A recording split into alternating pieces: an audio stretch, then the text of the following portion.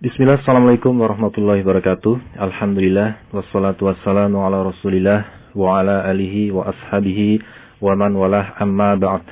Alhamdulillah, kita panjatkan puji dan syukur kita kepada Allah Subhanahu wa taala. Di kesempatan hari ini kita masih bisa menikmati berbagai macam limpahan-limpahan nikmat yang Allah berikan pada kita. Salawat serta salam semoga tercurah pada Nabi kita, Nabi akhir zaman, Nabi Muhammad SAW, beserta keluarganya, sahabatnya, dan juga semoga sampai kepada kita hingga akhir zaman.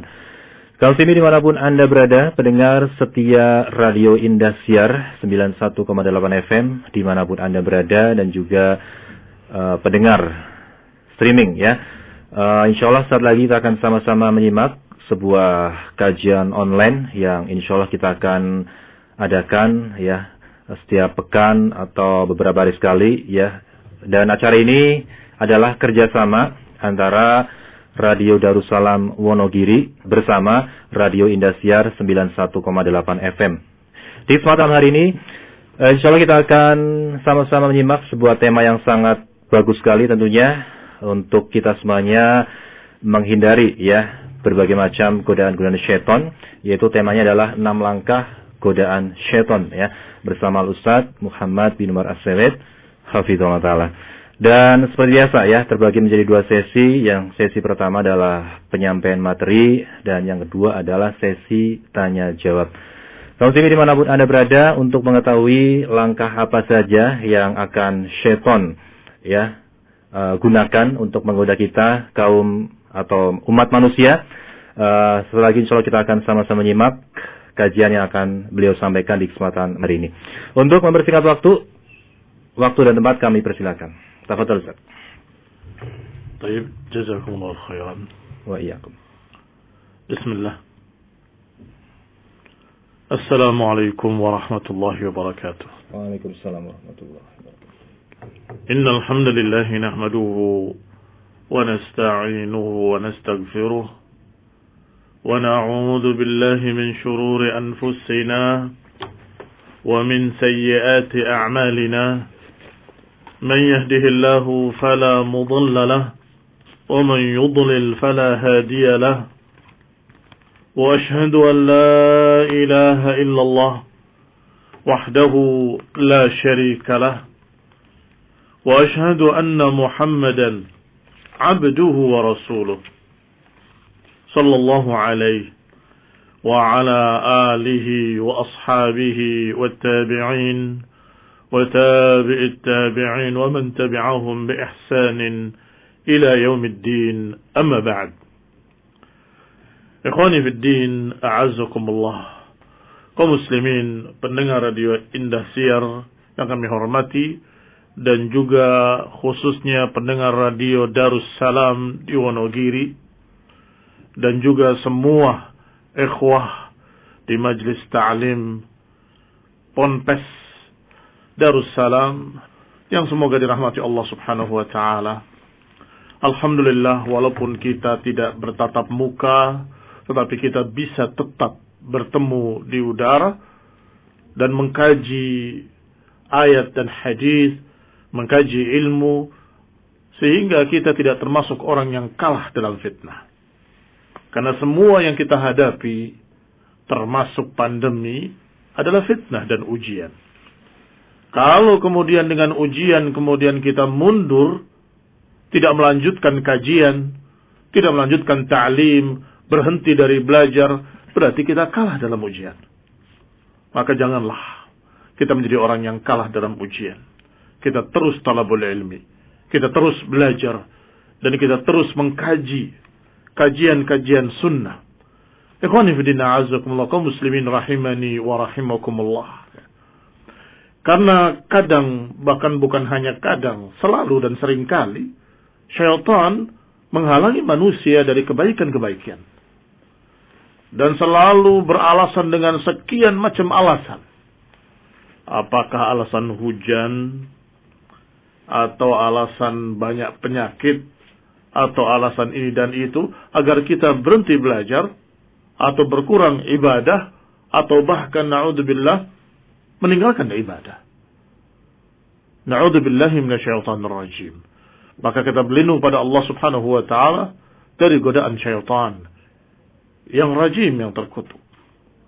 Ikhwan ibn a'azakumullah, kita akan baca pada malam hari ini apa yang dibahas oleh Ibnu Qayyim rahimahullah, 6 langkah godaan syaitan atau 6 tahapan. Karena syaitan akan memulai dari yang paling besar dulu.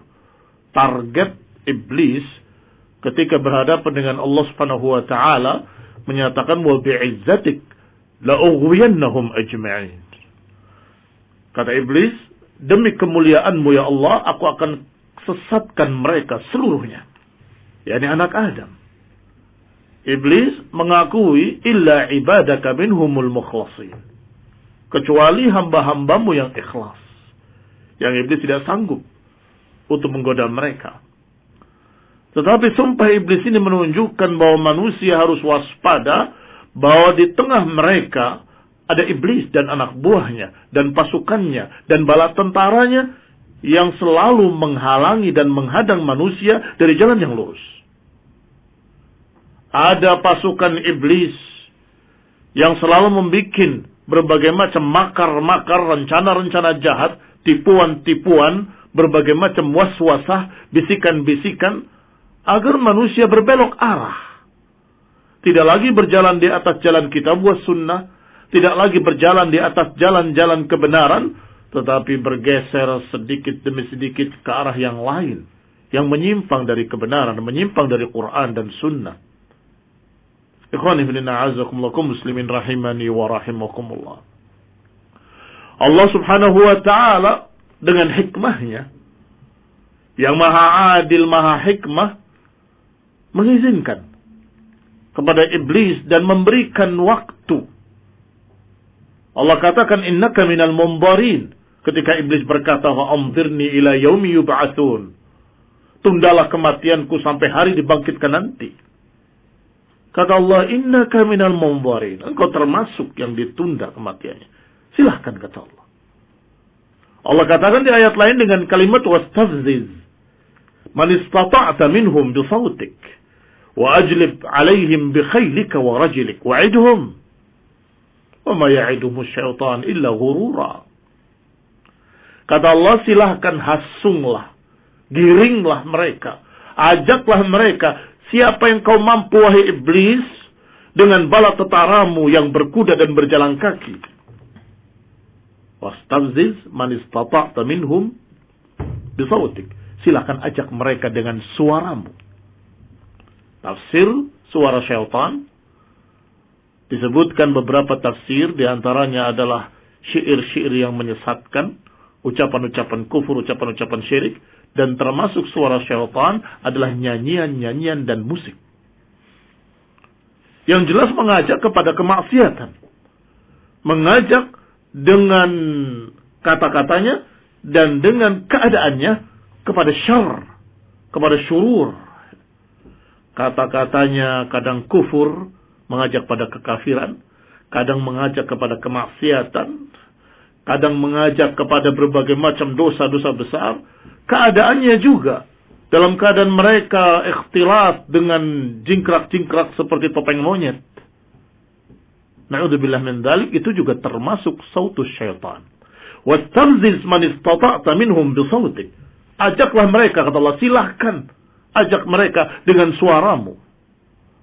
Dan juga silahkan kerahkan pasukan khailika wa rajlik. Khail, pasukan berkuda, wa rajlik, pasukan berjalan kaki. Silahkan kerahkan seluruh pasukanmu. Wa'idhum, dan silahkan beri janji-janji. Wa ma ya'iduhum syaitan illa ghurura. Syaitan tidak memberikan janji kecuali janji palsu. Jangan percaya dengan janji-janji syaitan. Wa ma ya'iduhum syaitan illa ghurura. Syaitan tidak memberikan janji-janji kecuali janji-janji yang kosong. Janji-janji palsu, janji-janji yang tidak mungkin akan dipenuhi. Bahkan iblis, na'udzubillahi min, kita berlindung pada Allah daripadanya, kalau sudah mengajak orang kepada kufur, setelah berhasil, dia akan mencemooh dan mentertawakan. Bukan memberikan janjinya, kadzab.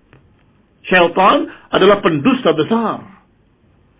Sehingga setelah menjanjikan, kemudian berhasil menggiring mereka menjadi kafir, syaitan tertawa.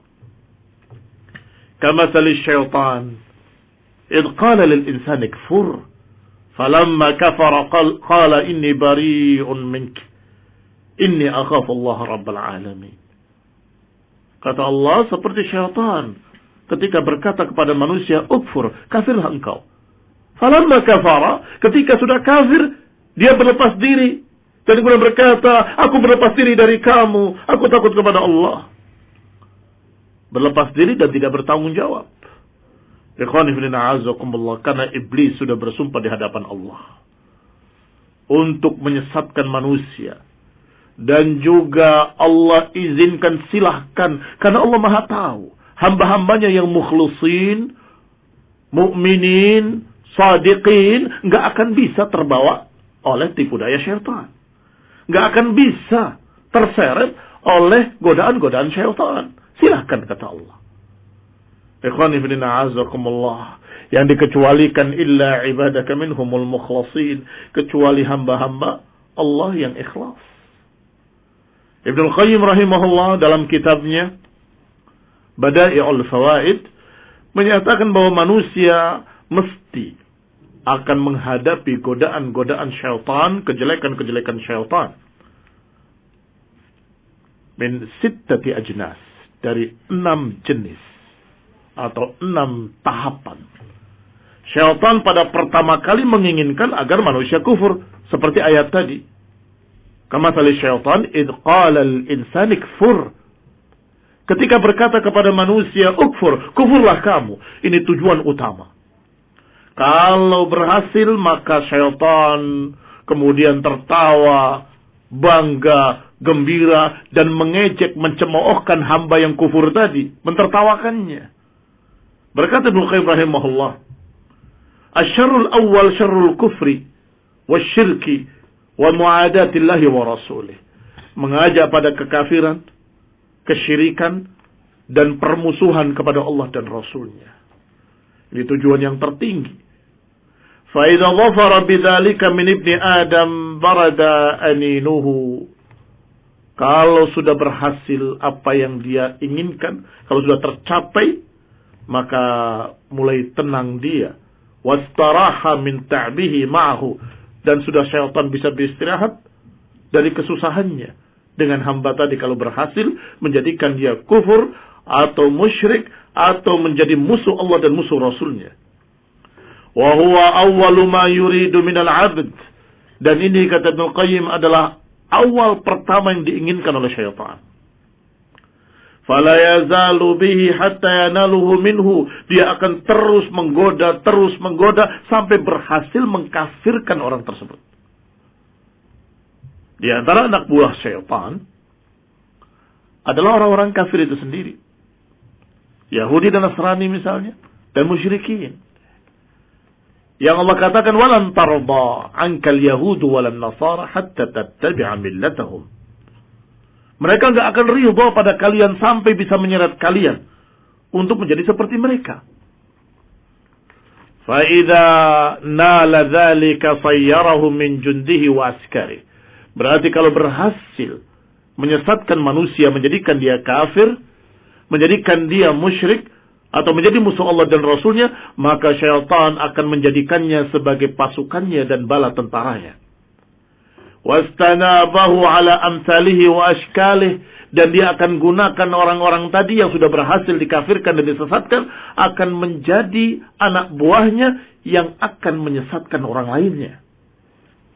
Fasara min du'ati iblis. Akhirnya orang-orang tadi menjadi du'at iblis. Da'i kepada api neraka. Du'at ila abwabi jahannam. Yang mengajak manusia menjadi kafir, menjadi sesat, menjadi syirik. Dan mengajak manusia untuk memusuhi Allah dan Rasulnya. Na'udzubillah min dzalik. Ini kalau bisa. Kalau syaitan tidak berhasil. Kalau iblis tidak berhasil mengajak kepada perkara ini, yang ternyata Masya Allah orang yang digodanya adalah orang yang sudah terlahir dalam keadaan Islam, yang sudah kokoh di atas keislamannya, tidak bisa dibawa kepada kekafiran. Maka syaitan akan mengajaknya pada martabat yang kedua, yang di bawahnya, dengan harapan dari yang kedua ini suatu saat akan naik kepada yang pertama tadi, yaitu kekafiran. Apa itu yang kedua? Yang kedua adalah al-bid'ah, kebid'ahan. Mengapa dikatakan kebid'ahan oleh Ibnu Qayyim rahimahullah sebagai martabat kedua? Tidak kemaksiatan. Hiya habbu ilaihi minal fusuqi wal ma'asi. Karena kebid'ahan lebih disukai oleh iblis, lebih disukai oleh syaitan daripada kefasikan atau kemaksiatan. Lianna dararaha fi nafsid din wa huwa dararun muta'addin. Karena kerusakannya, kejelekannya pada agama. Berbeda dengan orang yang berbuat dosa, yang kejelekannya pada dirinya. Apakah dia merusak dirinya dengan narkoba, atau dia membuang dirinya pada belumbang-belumbang kemaksiatan yang merusak dirinya, itu dorornya fi nafsi.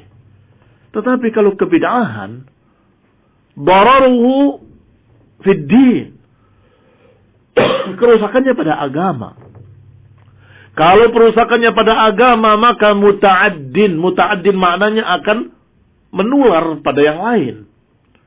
Artinya, kalau agama rusak, akan sekian banyak manusia ikut rusak. Ikhwani fillah, a'azakumullah, jangan dianggap remeh masalah kebid'ahan. Karena kebid'ahan itu merupakan syariat baru. Allah Subhanahu wa taala menegurnya dengan sangat kerasnya. Am lahum syuraka'u syara'u lahum minad din ma lam ya'zan bihillah. Apakah mereka punya Tuhan-Tuhan lain yang membuat syariat baru untuk mereka tanpa izin dari Allah? Ikhwan fillah, a'azakumullah, lihatlah. Kalau membuat syariat, seakan-akan mereka punya Tuhan lain yang membuat syariat. Allah tidak menyuruh, Allah tidak memerintahkan, Allah tidak mengajarkan. Utusannya juga Rasulullah sallallahu alaihi wasallam tidak mengajarkan, tidak memerintahkan, tidak menyatakan bahwa ini agama. Tiba-tiba datang orang mengatakan ini agama, ini bagus, ini ibadah, ini akan mendapatkan pahala dari Allah, ini akan begini, akan begitu, padahal tidak ada dalam Quran was sunnah.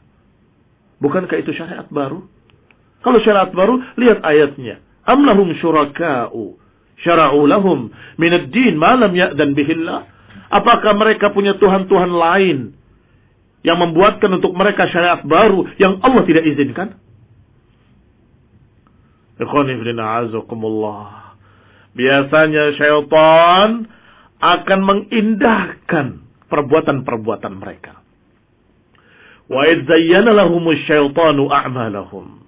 Dan ingatlah ketika syaitan menghiasi perbuatan-perbuatan mereka dan menganggap indah perbuatan-perbuatan mereka, membisikkan pada mereka, amalan ibadahmu bagus, bikinanmu, karyamu itu hebat sekali, menakjubkan, sehingga orang tadi terkena ujub, bangga diri, dan merasa saya ternyata mendapatkan taufik untuk bisa mengadakan satu ibadah baru yang hebat.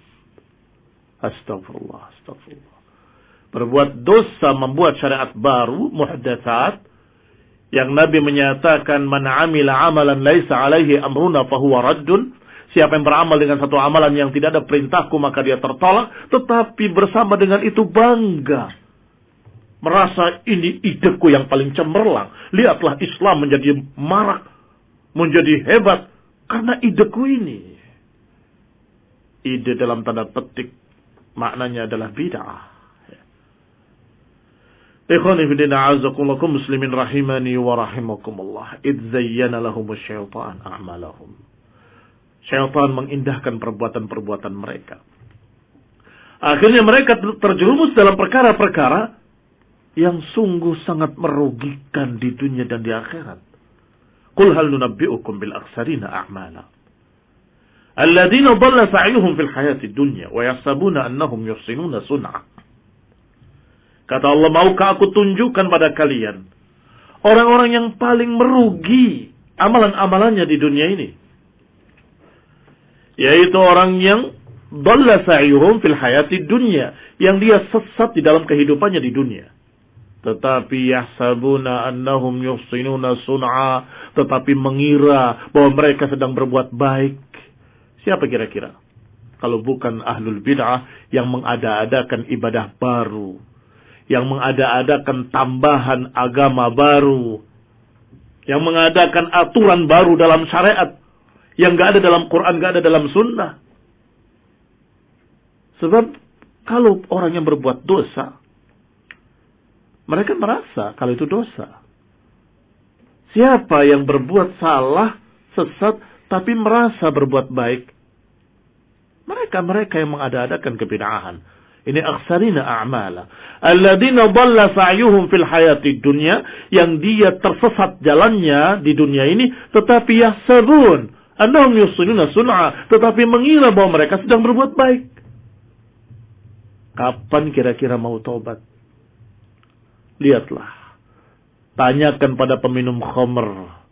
Tanyakan pada pendosa. Kamu ini mau sampai kapan? Gak mau taubat. Mereka akan berkata, iya nanti saya akan taubat. Iya nanti saya akan taubat. Mengapa? Karena mereka merasa yang mereka lakukan adalah dosa. Sehingga dalam hatinya terpikir suatu saat saya akan taubat. Walaupun itu taswif. Tetapi ada pikiran itu di hatinya karena dia sadar itu dosa.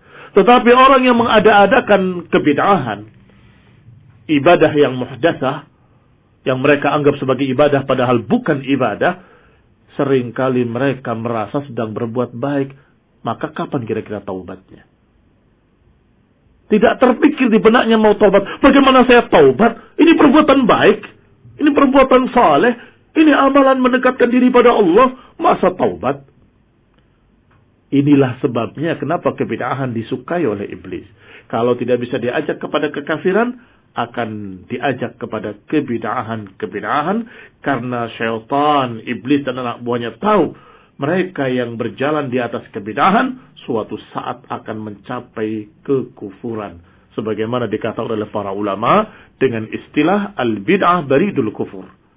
Kebid'ahan itu adalah jembatan menuju kekafiran. Kebid'ahan adalah jembatan menuju kekafiran. Karena mereka akan semakin berani, sampai suatu saat dia akan berkata, saya yang membuat syariat. Dan syariat saya lebih bagus. Saat itulah dia menjadi kafir. Ketika dia sudah merasa bahwa boleh membuat syariat sendiri, dan merasa syariat yang dia bikin lebih bagus daripada syariat yang ada dalam Quran dan Sunnah. Ini sudah mengerikan. Sudah jatuh kepada poin pertama.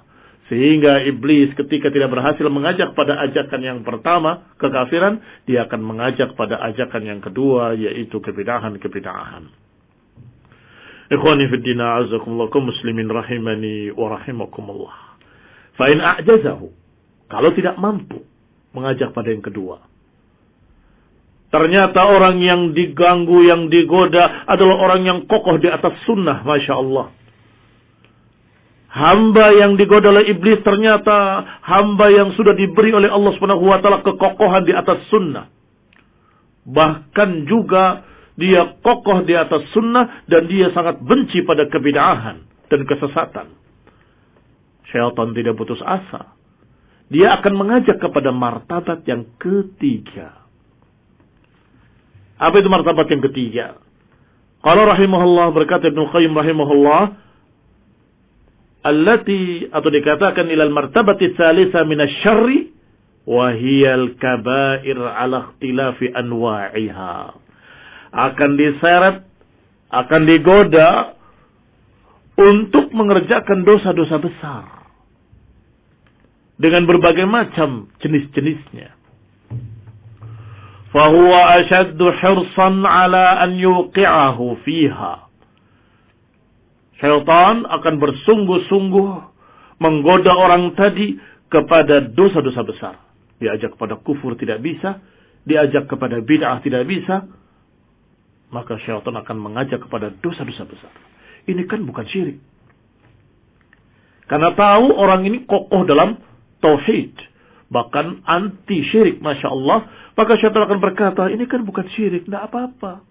Ini kan cuma dosa. Dosa kan akan diampuni asal kita bertauhid. Maka itu syaitan. Tipu daya syaitan. Wala siyama in kana aliman matbu'an.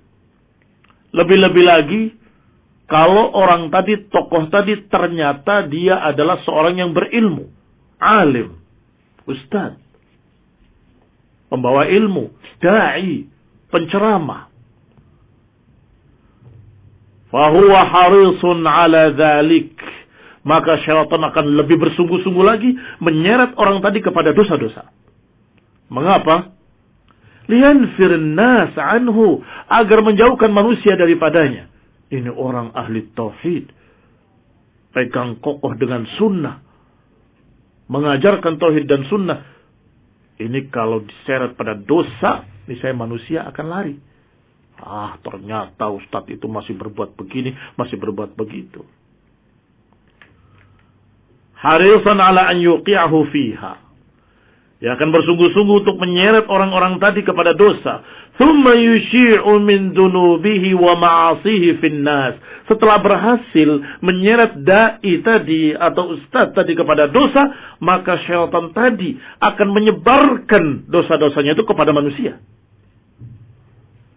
Sudah menyeret kepada dosa, diseret pula dengan langkah berikutnya, yaitu disebarkan dosa-dosanya. Inilah jahatnya iblis, syaitan dan anak buahnya. Min syarrihim, di antara kejahatan mereka para syaitan, bukan hanya menjerumuskan ke dalam dosa. Setelah menjerumuskan ke dalam dosa, akan diumumkan. Pengumuman. Ustadz ini dan da'i ini ternyata masih berbuat dosa. Ternyata masih berbuat begini dan begitu.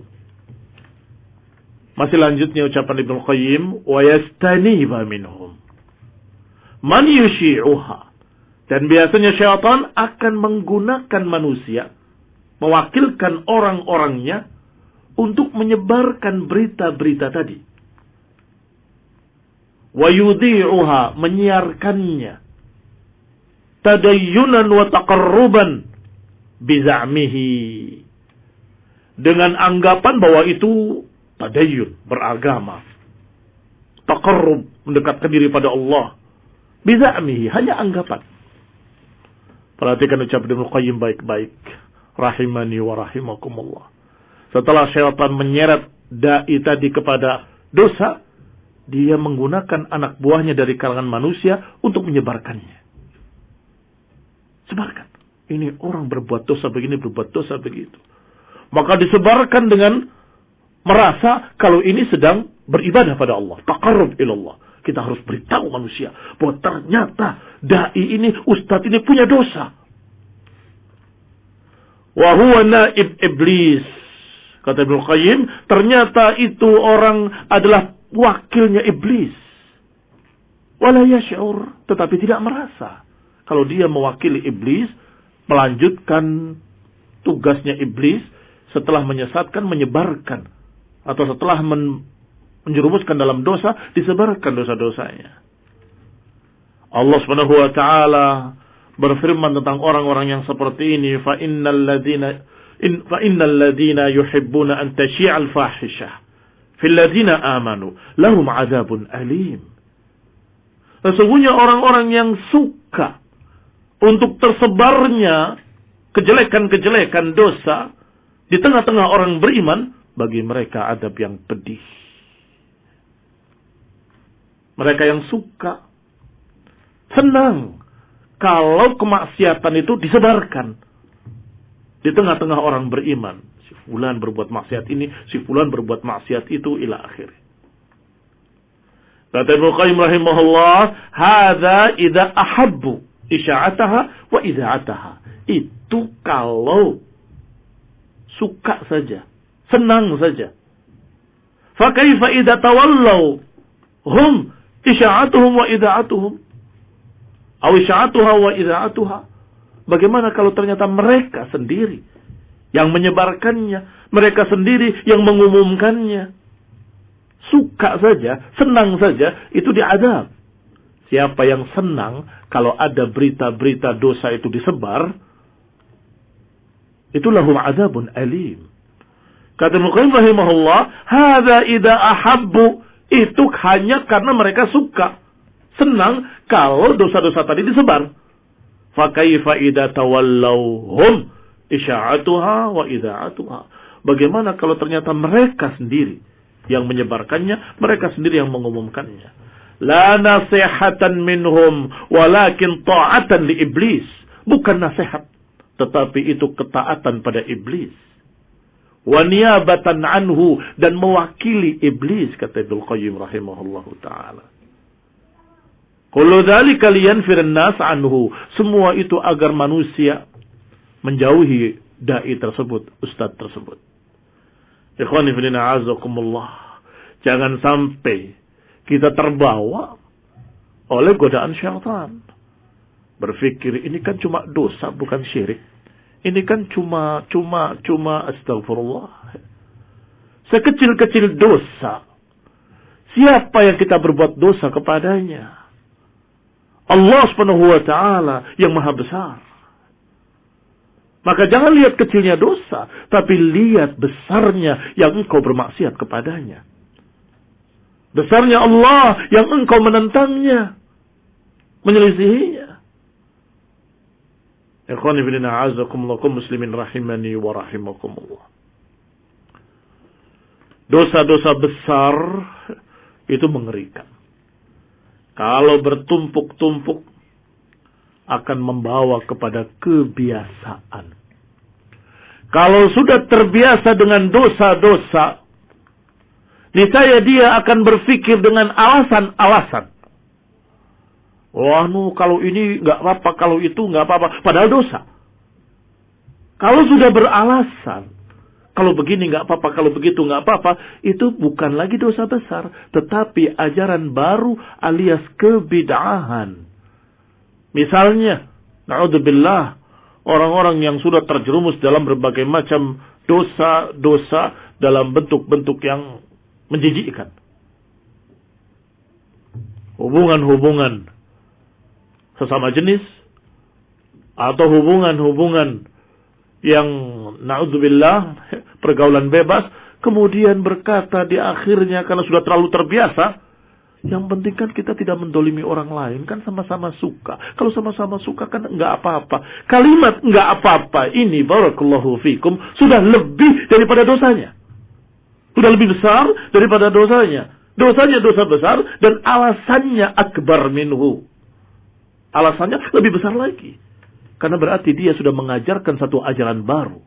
Oh, jadi kalau suka sama suka, kalau tidak ada kedoliman, tidak ada pemaksaan, tidak apa-apa. Astagfirullah, itu ajaran siapa? Yang namanya haram, tetap haram.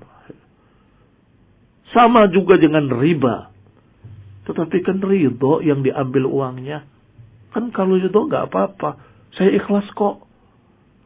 Khonibidina'azakumullah. Allah Subhanahu wa taala melarang dengan keras.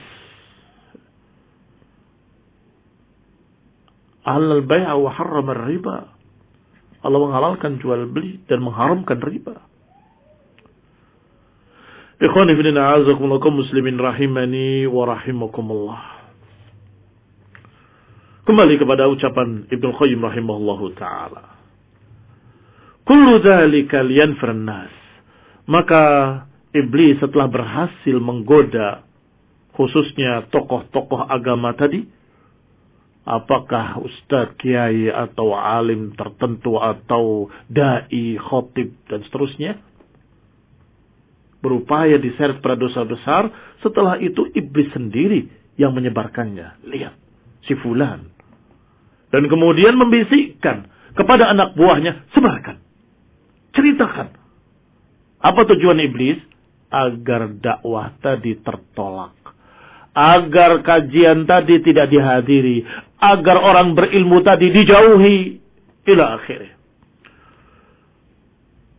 Wa dhunubu hadha walau balagat anana as-sama ahwan 'inda Allah min dhunubi haula.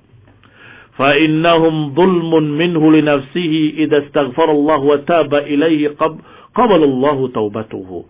Kata Ibnu Qayyim rahimahullah, doa orang yang menyebarkan tadi lebih besar daripada dosa yang dilakukan oleh orang tadi. Orang tadi melakukan dosa besar, tetapi yang menyebarkannya mendapatkan dosa lebih besar lagi. Mengapa? Dia ghibah, dia menghalangi dakwah, dia menjatuhkan orang-orang yang mengajarkan kebaikan. Ikhwanuddin a'azakumullah, disebutkan oleh beliau rahimahullahu ta'ala, kalau dosa yang dilakukan oleh orang tadi di rumahnya, fa innahum dzulmun minhu li nafsihi, maka itu adalah dosa dia pada dirinya sendiri.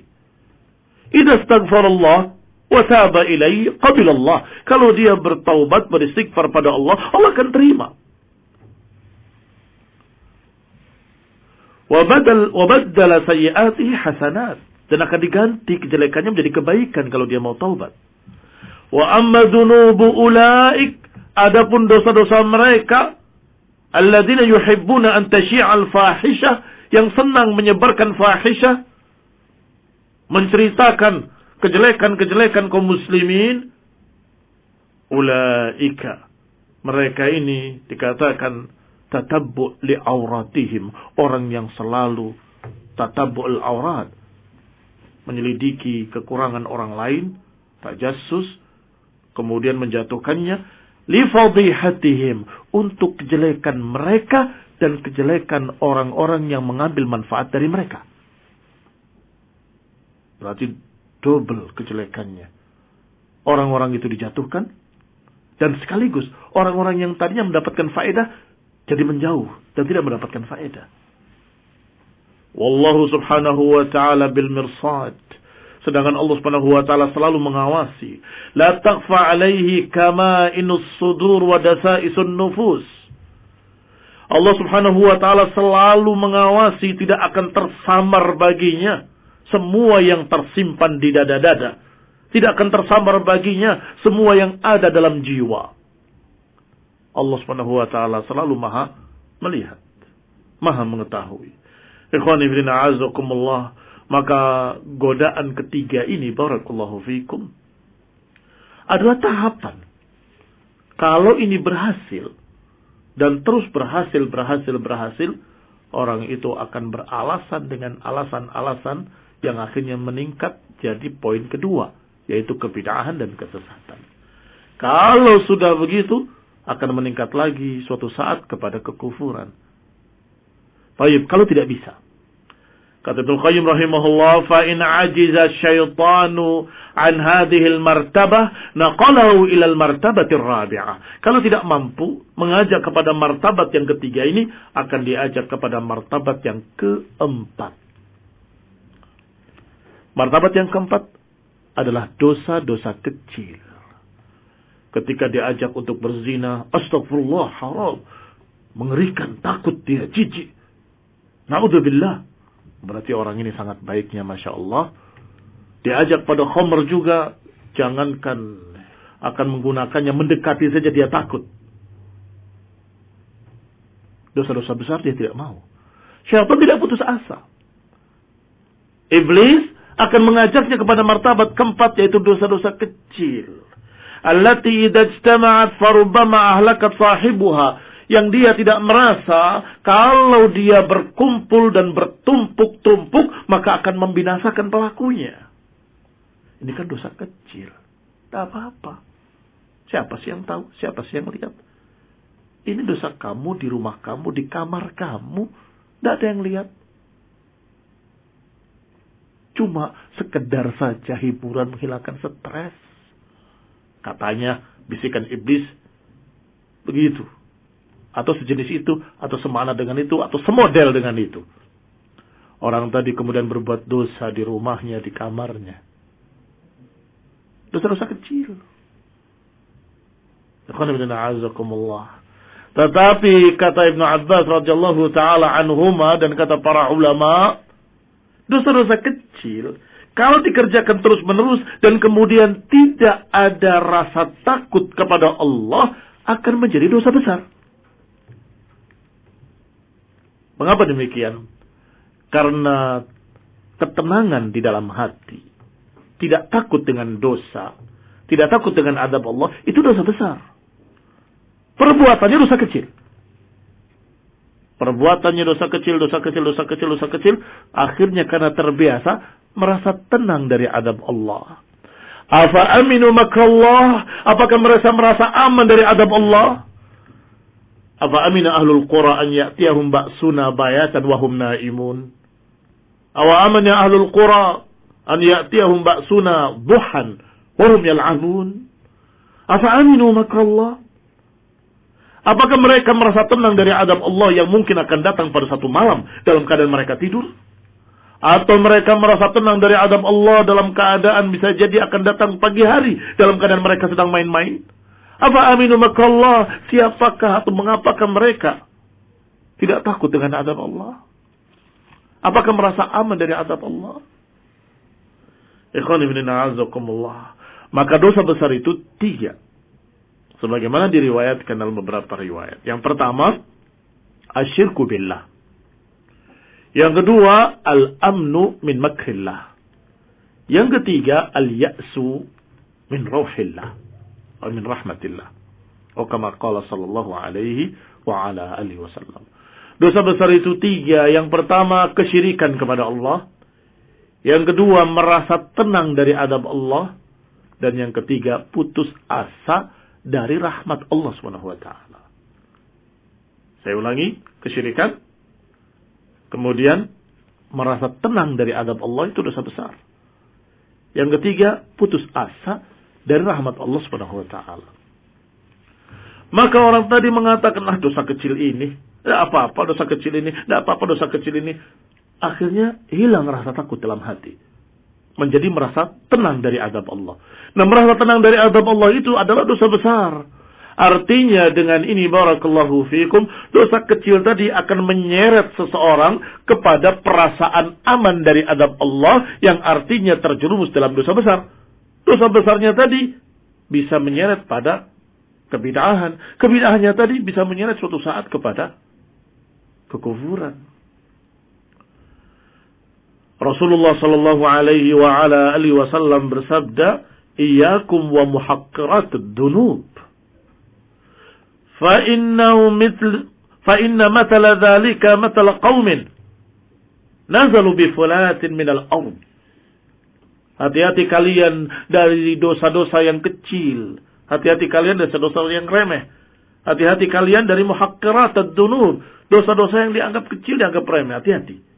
Fa inna mithla masalu dzalik, karena permisalannya seperti permisalan manusia yang singgah di satu padang pasir. Kemudian mereka mengumpulkan kayu bakar, satu orang membawa satu ranting. Ternyata ketika dinyalakan menjadi api yang besar, yang mereka memasaknya, mereka membakar makanan mereka dan seterusnya. Apa maknanya? Maknanya sedikit-sedikit naudzubillah akan menjadi bukit. Sedikit-sedikit akan menjadi banyak. Barakallahu fikum. Yang akhirnya yastahin. Apa yastahin? Menganggap remeh. Tidak takut kepada Allah. Fayakunu sahibul kabirah. Akhirnya kalau dia sudah dalam keadaan meremehkan dosa-dosa tadi, berarti dia sudah jatuh ke dalam dosa besar. Akhirnya sahibul kabirah, kata Ibnu Qayyim, al-khaif minha ahsanu halan minhu. Bisa jadi pendosa dengan dosa besar yang ada rasa takut dalam hatinya mungkin lebih ringan daripada orang tadi yang berbuat dosa kecil tapi kata Ibnu Qayyim tidak memiliki rasa takut kepada Allah, merasa aman dari azab Allah. Sahibul kabirah, al-khaif, pemilik dosa besar yang ada rasa takut dalam hatinya, ahsanu halan, sebagaimana digambarkan dalam beberapa tulisan para penulis, seorang yang dalam keadaan kepalanya tertunduk, malu karena dosa yang dia lakukan dari dosa besarnya. Hampir-hampir tidak berani mengangkat kepalanya di hadapan orang-orang saleh. Ini adalah orang yang memiliki rasa takut dalam hatinya karena dosa yang dimilikinya. Beristighfar, minta ampun pada Allah Ta'ala, khusyuk ketika sholat, menangis.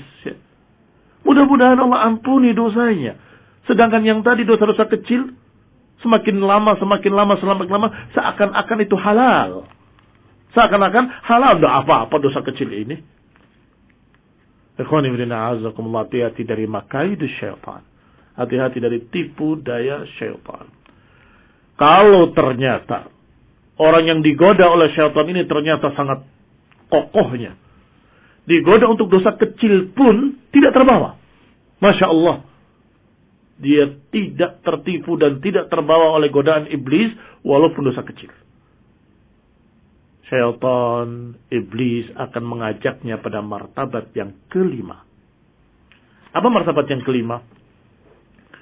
Isghaluhu bil mubahat allati la thawaba fiha wa la iqab.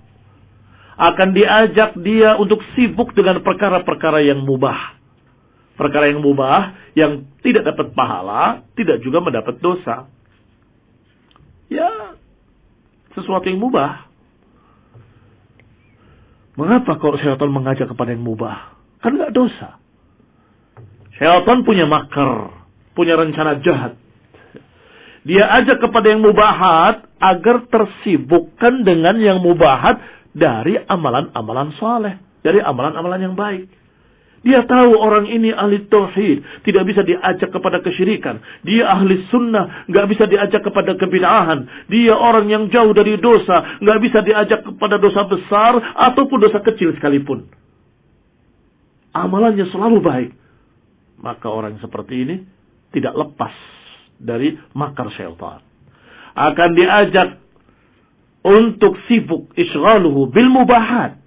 Sibuk dengan perkara-perkara yang mubah. Ini kan mubah. Tak apa-apa. Kamu perlu refreshing. Kamu perlu hiburan. Kamu perlu sekali-kali berolahraga. Agar begini, agar begitu. Ya memang tidak apa-apa. Olahraga. Tetapi diajak untuk berlebihan. Sehingga sibuk dengan urusan-urusan yang seperti itu. Urusan-urusan mubahat. Dari mubah yang ini, mubah yang itu, mubah yang ini. Ditinggalkan baca Quran. Ditinggalkan baca kitab, ditinggalkan talabul ilmi, ditinggalkan perkara-perkara yang khair, ditinggalkan ibadah, terlambat sholat wajib, terlambat ke masjid, dan ila akhirnya. Dia kerjakan semua kewajiban-kewajiban, tetapi karena tersibukkan dengan mubahat, akhirnya yang perkara-perkara yang baik, yang saleh, yang sunnah-sunnah terkalahkan. Bal aqibatuha fautut thawab. Yang akhirnya dia kehilangan pahala. Yang tadinya ada salat sunnah qabliyah, ada salat sunnah ba'diyah, gak sempet. Datang terburu-buru sudah rakaat kedua. Pulang juga terburu-buru karena ada acara berikutnya mau dijemput oleh teman-temannya untuk berolahraga. Barakallahu fikum. Yang akhirnya Nasallallahu alaihi wasallam fautat thawab, terlewatkan pahala. Yang biasanya sehari itu dia memiliki sekian ibadah sunnah, akhirnya setelah tersibukkan dengan sekian banyak, tersibukkan dengan sekian banyak perkara-perkara yang mubahat, akhirnya Nasallallahu alaihi wasallam hilang kesempatan untuk beramal saleh. Ikhwan fillah a'azakumullah, apalagi yang bukan mubah murni, mubah yang mengkhawatirkan. Apa sih mubah yang mengkhawatirkan? Ya, ini istilah saya saja. Maksudnya mubah, tetapi seringkali membawa perkara-perkara yang haram. Seperti apa itu? Acara-acara klub sepeda motor, jalan-jalan dan sebagainya. Ya, boleh-boleh saja sih orang mau jalan-jalan. Tetapi barakallahu fiikum, di sana ada orang-orang awam. Kadang-kadang orang awam itu berbicara dengan ucapan-ucapan yang tidak pantas. Kadang-kadang guyonnya juga guyon yang haram. Kadang-kadang mereka membawa temannya perempuan. Tambah jatuh ke sana, jatuh kemari. Perkara yang tadinya mubah, tetapi menyerempet perkara-perkara yang haram. Kalau tidak bisa juga, maka syaitan akan mengajaknya kepada martabat yang keenam. Diajak kepada yang mubahat, orang ini Masya Allah, berarti sudah soleh sekali nih. Sudah sangat solehnya. Dia berakidah yang lurus tauhid, di atas sunnah, jauh dari dosa besar, dari dosa kecil, dan dia sibuk dengan sunnah-sunnah Masya Allah, mengerjakan perkara-perkara yang fadilah, yang afdal. Syaitan menggoda lagi. Bagaimana? Orangnya sudah sangat kuatnya. Martabat yang keenam, ayyushghilahu bil amalil mafdul amma huwa afdala minhu. Akan diajak kepada amalan yang mafdul untuk meninggalkan yang afdal. Disinilah perlunya ilmu. Disinilah perlunya fiqh. Harus menjadi faqih. Mengapa? Bisa mempertimbangkan mana yang afdal, mana yang mafdul. Dua-duanya baik. Kalau saya mengerjakan yang ini, baik. Mengerjakan yang itu juga baik. Padahal waktunya bersama-sama. Pilih yang mana? Syaitan akan berkata, yang itu aja, yang itu aja. Itu penting itu. Yang mana yang ditunjukkan oleh syaitan? Yang mafdul, yang lebih bawah. Baik sih baik, tapi meninggalkan yang lebih baik. Ikhwan ibn a'azakumullah. Dungaren. Ya.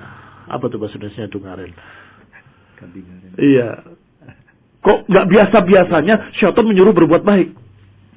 Itu kasihan istrimu, dia perlu perhatian. Itu kan baik. Kasihan istrimu, anak-anakmu juga perlu perhatian kamu.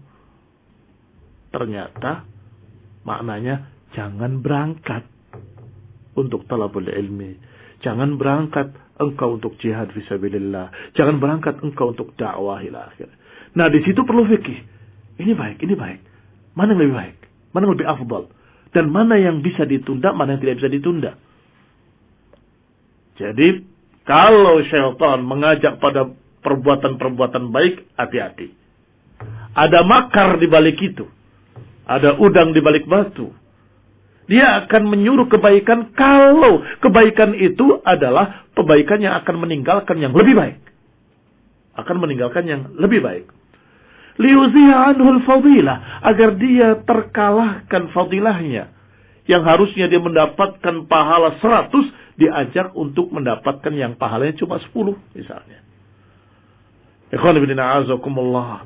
Kamu jawab dalam hatimu bahwa kebaikan, kasih sayang pada keluarga tidak akan kurang ditinggal hanya sejam 2 jam untuk talabul ilmi, sejam 2 jam untuk taklim, sejam 2 jam untuk berdakwah. Justru itu akan memberikan kebaikan pada keluarga nantinya suatu saat. Dan akan membawa kebaikan pada semua. Anak-anaknya akan mengatakan, aku kalau besar akan seperti Abi. Menjadi ulama. Jadi da'i ilallah. Berbangga dengan bapaknya sebagai seorang yang baik. Seorang yang saleh, pengajar ilmu. Itu pendidikan. Demikian pula keluarganya akan menjaga dirinya. Karena tidak pantas dia akan berbuat sesuatu yang jelek dalam keadaan dia adalah keluarga dari seorang alim yang mengajarkan ilmu. Itu juga hikmah. Dan masih banyak lagi perkara yang seperti ini. Maka seorang imam ketika diajak oleh muridnya, ya Syekh, si fulan wafat, mari kita mengantarkan jenazah beliau, rahimahullah. Sebentar, hatta atafakkar. Sebentar, aku berpikir sebentar. Dia berpikir sejenak. Kemudian, ayo berangkat. Ditanya, berpikir apa tadi? Aku membandingkan. Aku berangkat dan aku tidak berangkat Dua-duanya ada kebaikan. Di sini aku sedang sibuk ini, sibuk nulis kitab, sibuk ini, sibuk tak segala macam. Aku tinggalkan untuk jenazah. Apakah aku bisa menggantikan pada waktu yang lain? Apakah ini barakallahu fikum? Mengapa sampai seteliti itu para ulama? Karena tingkatan mereka sudah tingkatan yang ini tadi. Yang digoda dengan martabat pertama tidak kena, kedua tidak kena, ketiga tidak kena, keempat, kelima juga masih kokoh, masya Allah. Satu lagi, sedang sibuk atau sedang serius-seriusnya, sedang semangat-semangatnya menulis, takhlid dan sebagainya, tiba-tiba diajak untuk beramal soleh yang lainnya. Dia berpikir, bagaimana ini? Apakah ini yang lebih baik atau itu yang lebih baik? Mana yang lebih afdal? Karena dua-duanya baik. Jenazah, masya Allah, mendapat kiratan, satu kiratnya segunung Uhud. Tetapi yang dia tulis manfaatnya untuk seluruh manusia sepanjang masa. Sampai hari ini kitabnya kita baca. Kan begitu. Mana yang lebih afdal? Ya, lebih afdal menulis. Baik. Tetapi apakah bisa dilanjutkan setelah itu? Apakah bisa ditinggal sebentar? Apakah ila akhirnya? Itu semua barakallahu fikum perlu fiqh. Perlu ilmu. Perlu pembahasan. Perlu kita tahu mana yang afdal, mana yang lebih afdal, mana yang lebih afdal. Agar kita jangan tertipu oleh godaan syaitan. Wallahu ta'ala alam bisawab. Wassalamualaikum Muhammadin wa ala alihi wa ashabihi wa sallama tasliman katsira. Wassalamualaikum warahmatullahi wabarakatuh. Waalaikumsalam.